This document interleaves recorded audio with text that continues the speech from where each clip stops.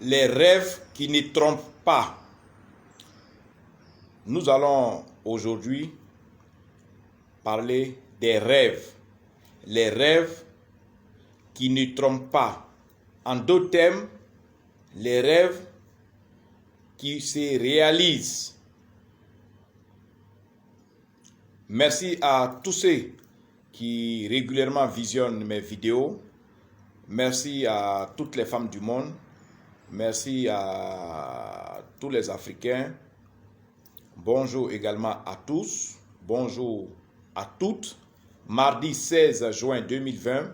Aujourd'hui, le sujet de cette première vidéo, c'est les rêves qui ne trompent pas. C'est-à-dire les rêves qui se réalisent le plus souvent dans notre vie active. Les rêves qui ne trompent pas, cette vidéo n'a pas pour objectif,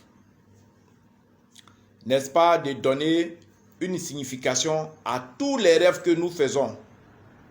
N'est-ce pas? Ce n'est pas ici le but de donner, n'est-ce pas, l'explication, ou bien d'expliquer, ou bien de donner la signification des rêves que chacun de nous fait, n'est-ce pas, dans son sommeil chaque fois.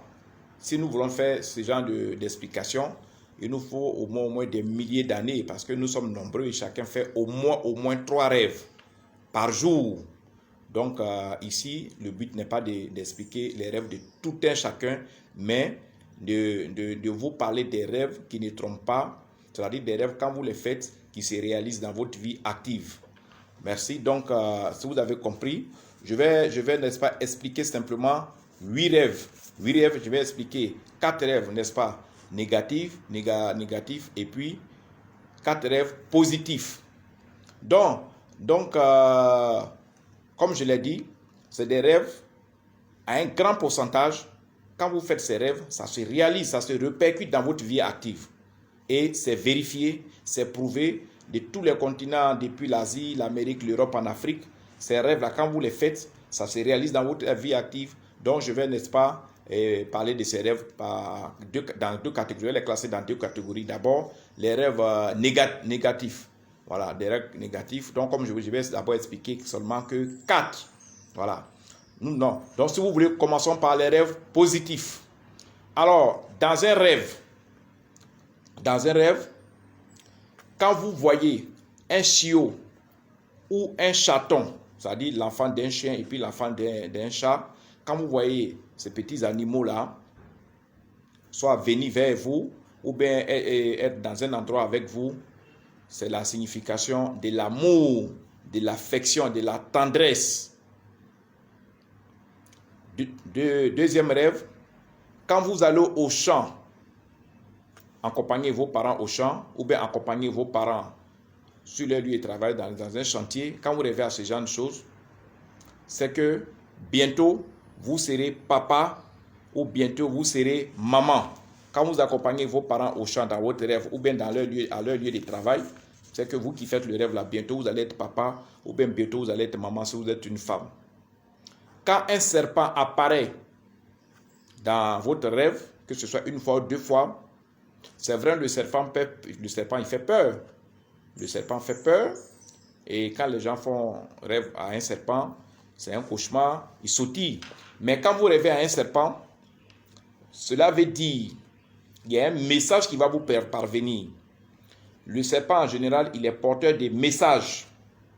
Mais comme il est vilain, comme il pique, il est mortel, sa piqûre est mortelle, les gens ont peur du serpent. En réalité, le serpent est porteur des messages. Donc, quand vous voyez les serpents dans votre rêve, c'est vrai, ça fait peur, vous allez réagir, vous allez avoir peur. Mais, dans votre vie active, vous allez voir un message qui va vous parvenir. On va vous envoyer une information. On va vous envoyer un message dans la vie active, dans la vie physique, à votre réveil. Pas immédiatement, mais l'apparition de ce serpent dans votre sommeil signifie que vous allez recevoir le lendemain ou dans les jours qui suivent un message qui va vous parvenir, qui vient de quelqu'un d'autre, qui vient de quelqu'un qui est loin, que vous avez oublié, ou bien qui vient d'un parent qui n'est pas à côté de vous, ou bien qui vient d'un ami, d'un collègue, ou bien d'une cousine, ou bien d'une tante, ou d'un oncle. Voilà. Si dans votre sommeil, si vous tombez malade, dans le sommeil vous êtes malade, alors cela signifie que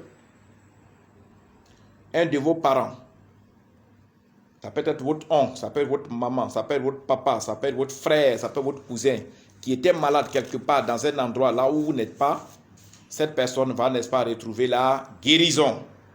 Si vous rêvez que vous êtes malade une ou deux fois, cela signifie que vous avez vous-même une connaissance, un parent, un cousin ou un collègue, ou même une amie ou bien un ami, votre mari ou bien votre femme qui était malade mais qui ne vit pas avec vous, qui était malade, qui est en train de guérir.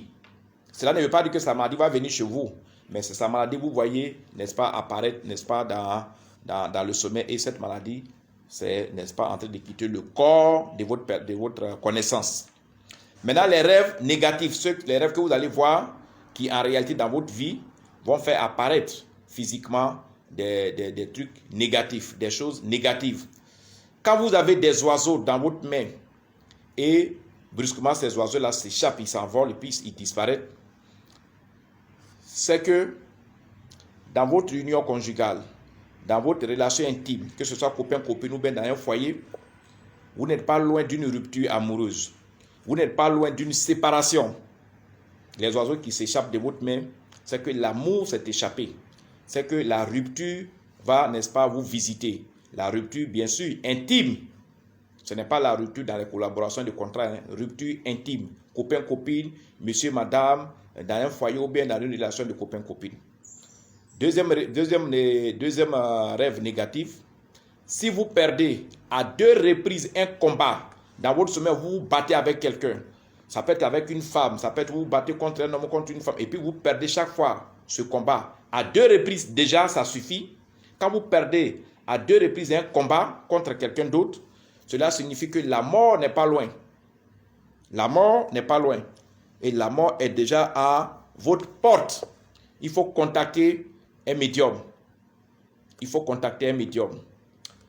Troisième rêve, si des œufs s'échappent de vos mains, glissent et tombent pour se casser, cela signifie que vous allez faire un accident.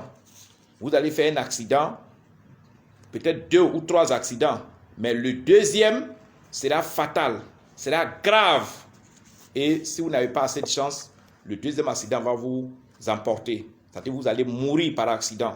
Les œufs qui glissent et qui tombent une fois, 2 fois dans votre sommeil, en réalité, c'est un accident qui est en train de s'annoncer dans votre vie.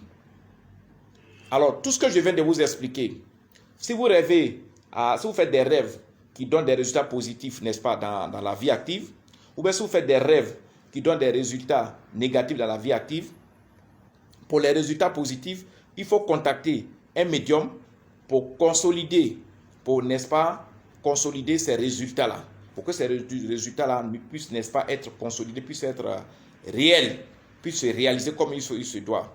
Si c'est des rêves qui, n'est-ce pas, ont été réalisés, des rêves qui ont été faits, mais en réalité qui donnent des résultats négatifs, tels que les œufs qui tombent, qui vont donner un accident, tel que la mort qui va frapper à votre porte, parce que tout ça, quand vous avez ça, contactez un spirituel, parce que tout se fait en esprit.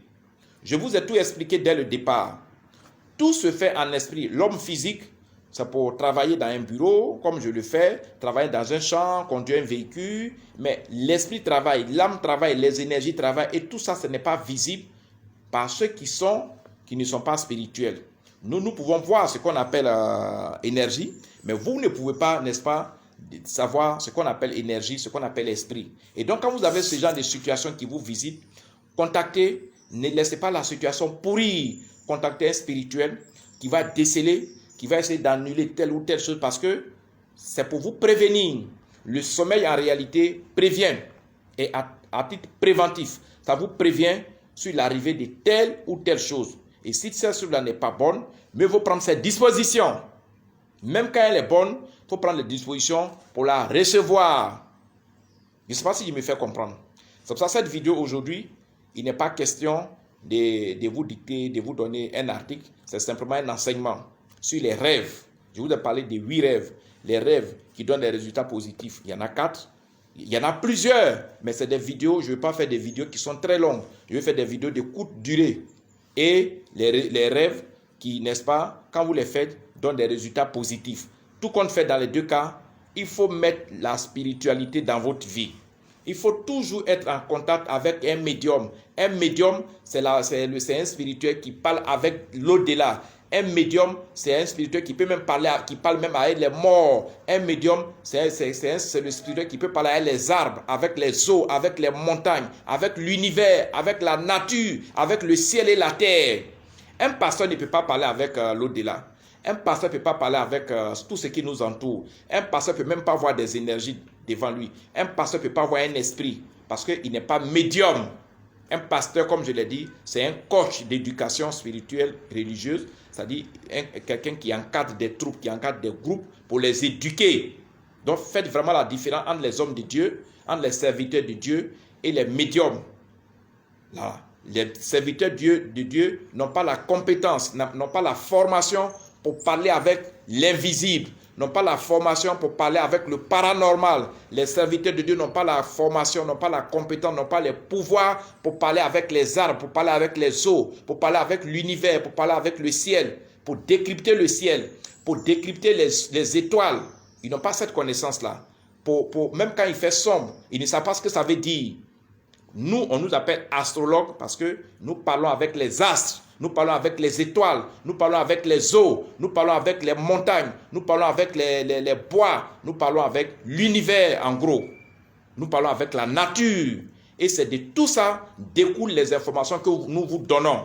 Les hommes de Dieu n'ont pas cette compétence. Les hommes de Dieu, leur travail, c'est de vous encadrer, vous éduquer, vous dire on ne fait pas ça, on ne fait pas ça. C'est une très bonne chose. Et je salue tous les serviteurs de Dieu du monde parce qu'ils font un bon travail, mais qu'ils n'outrepassent pas leur mission, qu'ils ne se transforment pas en médium pour dire qu'ils peuvent parler avec des morts. Ils n'ont pas cette formation. Je vous remercie.